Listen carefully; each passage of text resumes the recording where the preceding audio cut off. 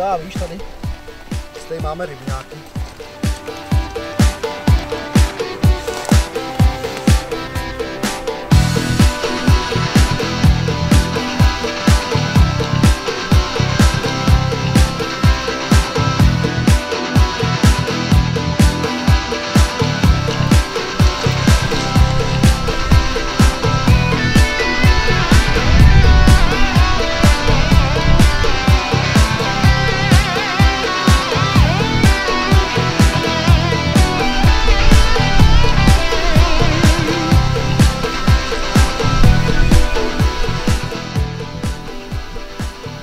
Poslední dobou jsem si lov kapru ve sloupci velmi oblíbil, je to asi tím, že nemám už moc času jako dřív, takže mám nějaký 3-4 hodinky vždycky po práci.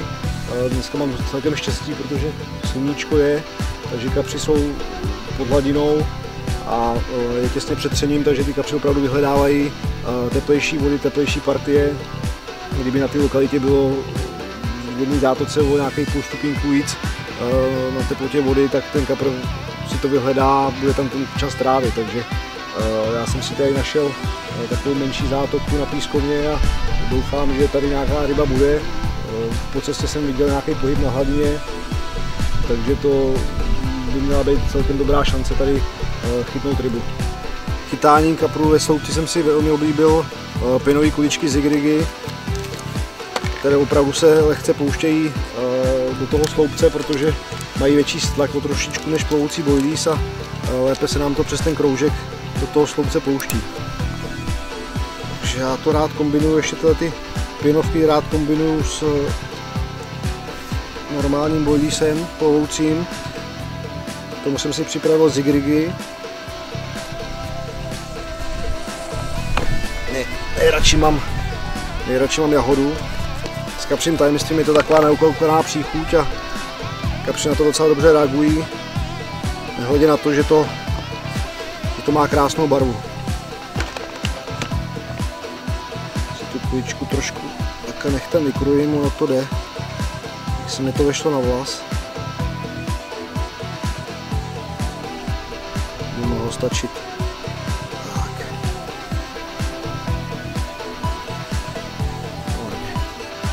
Kam jsem dal tu zarážku tady?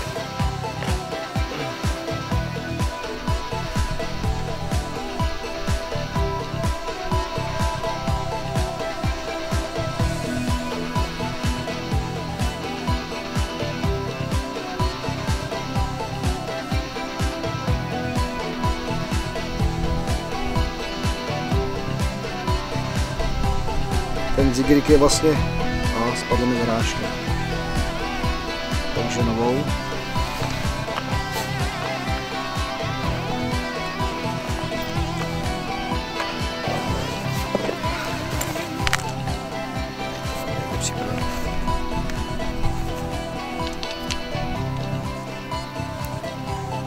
Zigrig používám už dopředu nadipovaný, přímo v esenci lesní jahoda.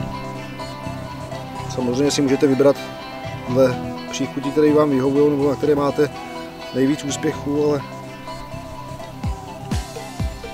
já jsem teďka v tašce našel jenom tohle, takže nejsem vybavený zrovna vším.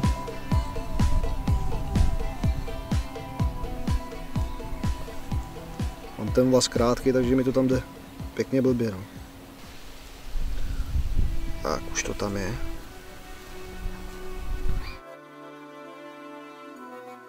Jako návazec jsem si připravil metrový fluorokarbon, který ve vodě plave, je lehčí než normální fluorokarbon. Pak klasicky vodůvko 80 gramový s kroužkem, který krásně běhá po vlasci. To 80 gramový vodůvko je takhle pro takovýhle jemný cajk, co tady mám. Mám tady nějakou 20 vlasec a i ten slabší fluorokarbon, takže mám to naštimovaný tak, že vím o tom, že v této zátocce není žádná láska extrémní, jenom ubřehuje pár větví, takže nemělo by se stát nic neočekávaného. Ryby ve sloupci můžete vnadit, já k tomu často používám střídku z chleba se šrotem, tak aby, když po hození do vody hodím krmoukovi, tak aby zlínala nahoru k hladině. Pak jsem si taky připravil takovouhle oranžovou lákavou barvu pro rybu kortajle v pískovně v čisté vodě. Dělám to systémem PVAček, že tam do vody hodím pár PVA punčošek, který mě vzlínají k hladině a já přesně vidím na hladině, kde mě ta návnada vlastně z toho dna vzlíná k hladině a do toho se snažím nahazovat nástrahu. Teď si předvedeme trošku, jak postupuju. Vyvinul jsem si mix vlastně pelet a různých sušenek, které mě vzlínají k hladině a pak mě padají nazpátek ke dnu, takže vlastně v celém vodním sloupci je to velmi atraktivní. Ten mix vlastně do těch PVA punčošek si připravuju přímo u vody, protože by to pak nefungovalo tak, jak by to mělo, kdyby se to delší dobu nechávalo nasádnout, už by to bylo připravené z domů, tak už by to tolik nereagovalo. Takže teď si předvedeme, jak to připravuju. Trošku jsem si nalil aktivátor do toho. Rozhodně v žádném případě nepoužívejte vodu. Pouze ten aktivátor.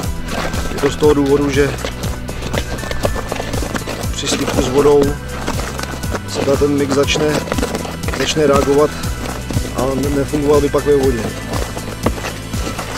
To trošku zamícháme, tak aby to bylo takové polovlhké. Můžeme to příliš utemovat, protože by nám to tolik nezlínalo v hladině. Ale myslím, že to je ideální taková konzistence.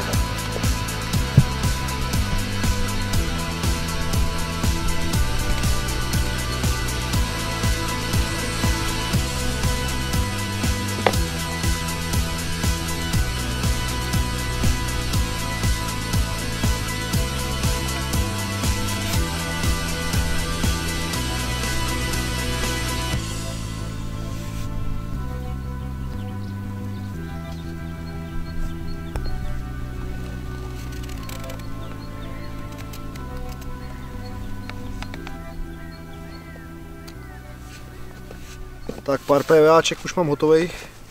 Teď si udělám 2-3 koule ještě do praku, aby byly dál od nástrahy. A uvidíme.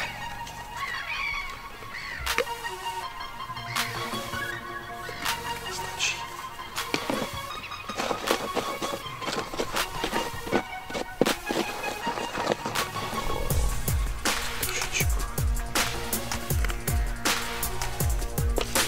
Stačí tušně. Počasí nám vychází. Myslím si, že by měly být pod hladinou. Uvidíme, jestli se mi podaří 1-2 kapřík vychnout. Tak jo. Končo. Pěkně navlíknu takhle. Tak. Vypadá to moc lákavě, ale radši si to pro jistotu budu zkusit tadyhle někam ke břehu. Já mám rád praxi, abych viděl, jak to vlastně zlíná, vypadá to jdeme trošku jinam, já bych si to tady vyplašil na tomto místě.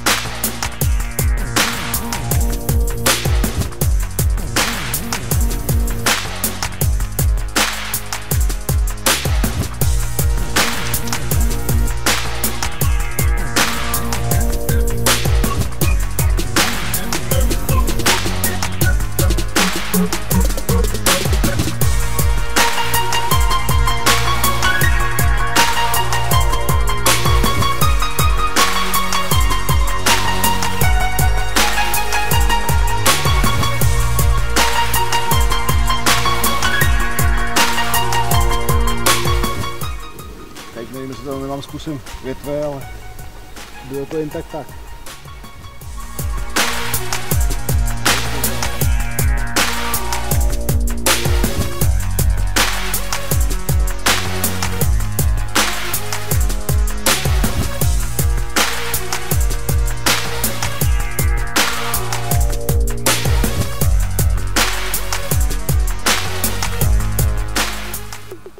Zkusím dát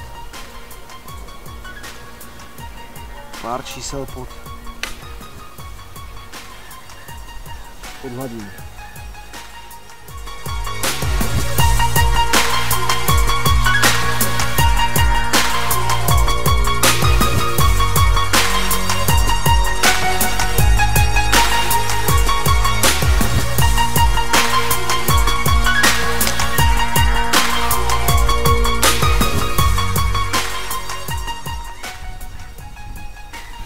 Jsem teďka s těma dopadajícíma koulema.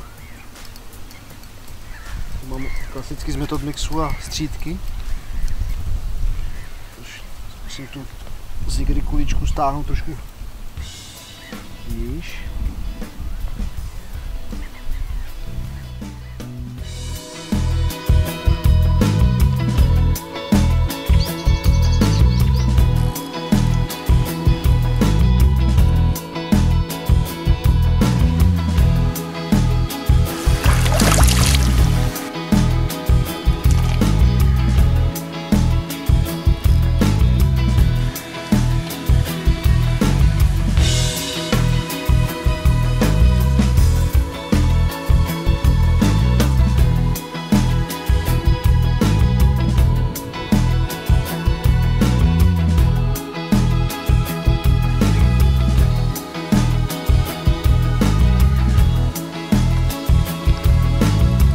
Nějaký lásky.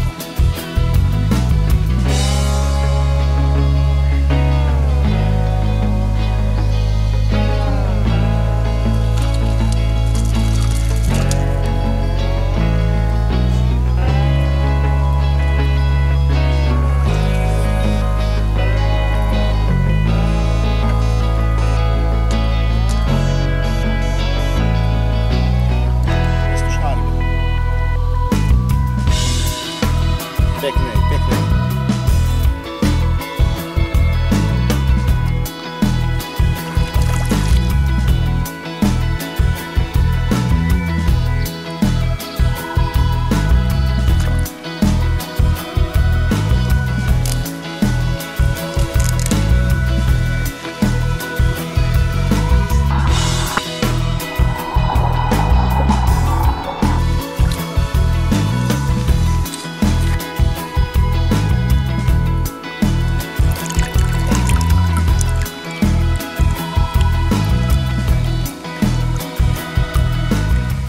Jsem nečekal, že bude takhle krásná ta ryba.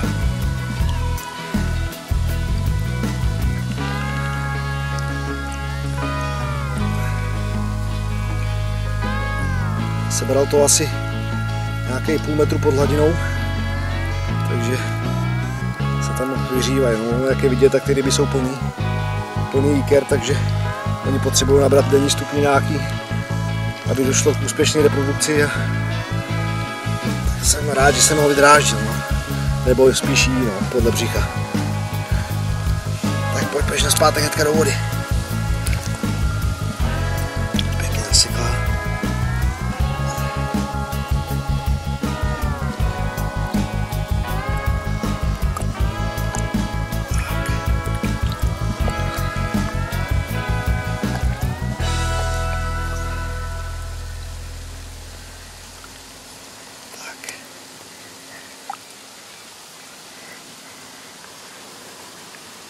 Tak plav.